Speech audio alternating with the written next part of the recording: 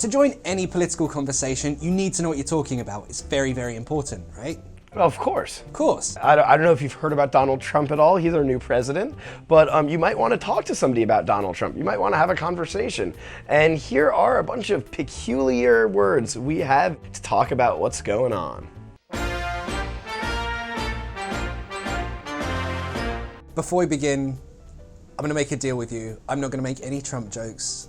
And I'm not going to make any English food jokes. Deal? Deal. Okay. I just have to... Perfect. One little change. One change.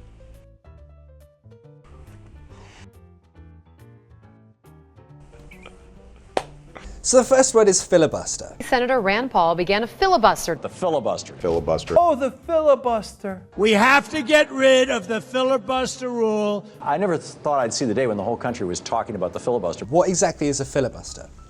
Turn to camera one. So, what is a filibuster? Filibuster is a word that describes a process that happens during the debating of legislation. In the United States Senate, there are 100 senators. Let's say your side only has 48 votes. The other side has 52 votes. Theoretically, you should lose, right? Yeah. Because 52 is more than 48. However, if you were to filibuster, it means you would debate the issue for so long that you wouldn't be able to get to any other legislation.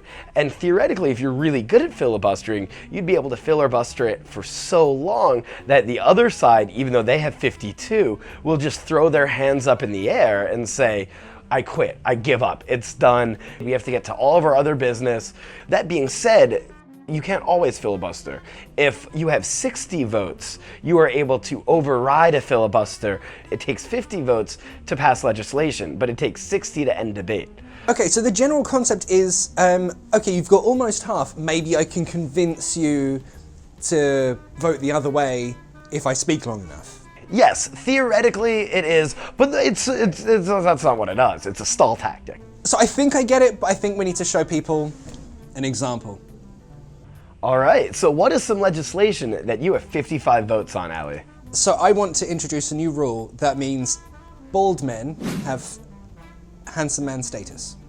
Ooh, that's exciting. And there are a lot of bald men. In fact, 55% of men are bald, and everybody agrees they're not handsome yet. So seemingly I should win. Well, yes, that being said, as a man with luscious locks, I don't want bald to be handsome. I think we can all agree it won't be handsome. So, we're all ready to vote, right? It's time to vote. Are you ready to vote? I'm ready Aly's to ready vote. to vote. I'm ready to vote. Are you ready to vote? Wait. We have to have a little more debate. Okay, fine.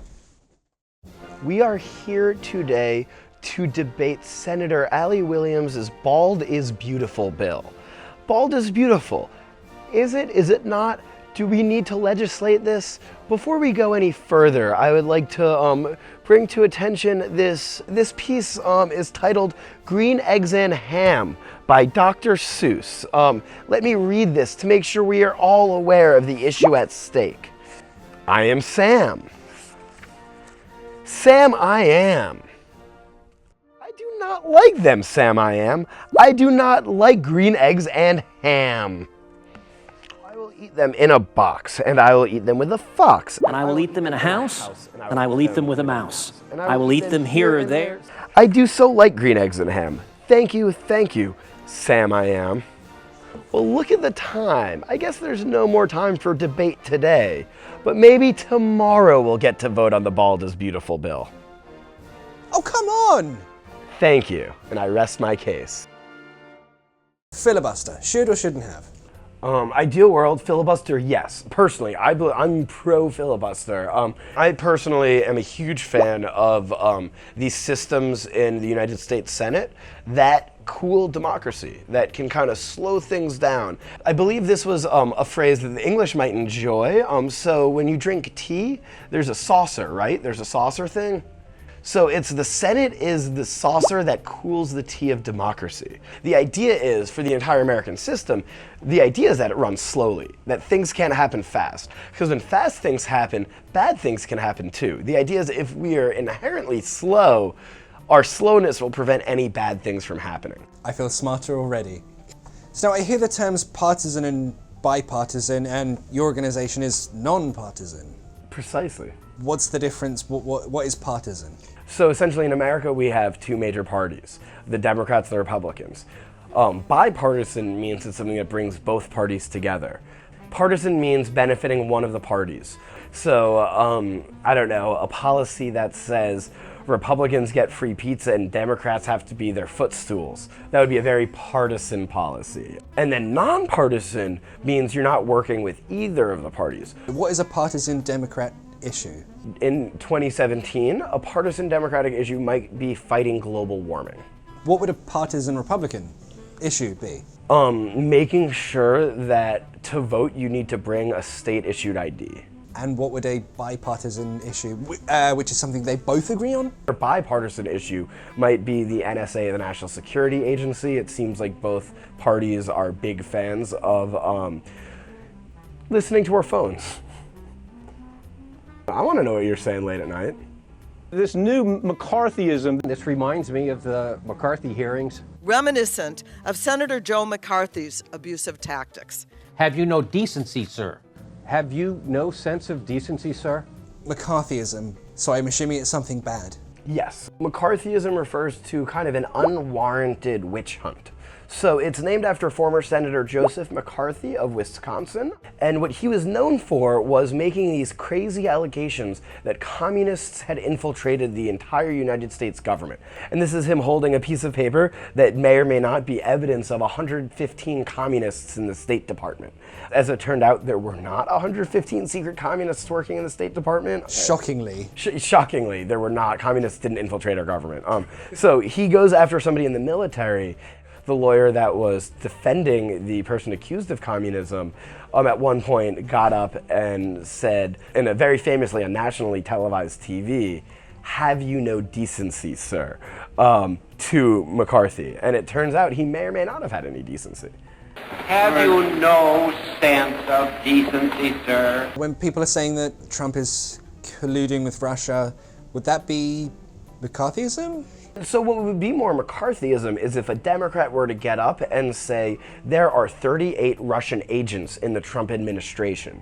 We need to get every Russian agent out of the Trump administration. The Supreme Court announcing they will take up a major case on political gerrymandering. Just in gerrymandering. The public needs to know that they have been fooled. What the hell is a gerrymander?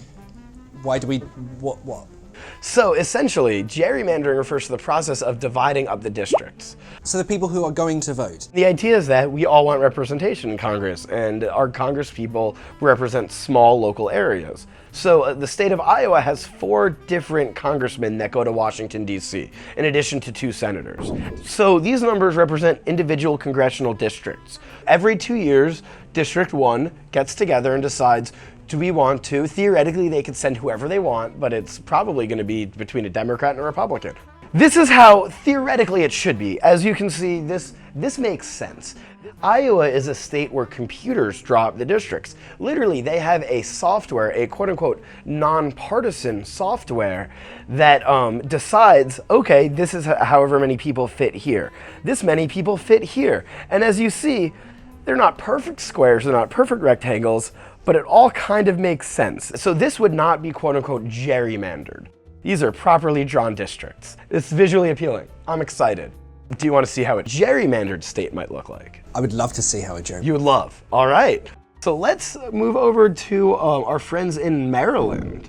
So obviously 6 over here and 1 over here are going to be weird shaped because the state's weird shaped. However, if you look very, very closely, District 4 kind of is a hat on top of District 5. And then 1 has this weird thing over here, and 7 looks like it's eating 2 and 3. If Picasso were to district a state, create congressional districts, this might be what we end up with. But why would you want to change the lines from a square to this squiggly mess?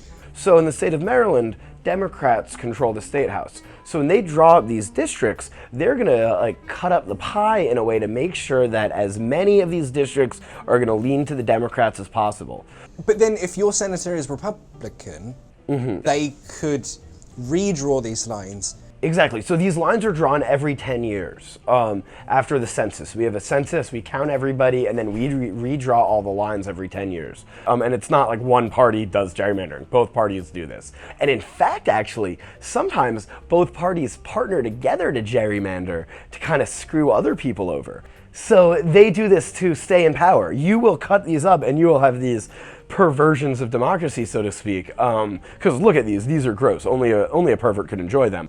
Okay, but this is allowed, right? It's not like a secret thingy, it's an American tradition. Theoretically, our elected officials vote on their conscience, but in practice, they do what we all do, and they just do whatever the fuck they can to not lose their job. So really, what would have to happen is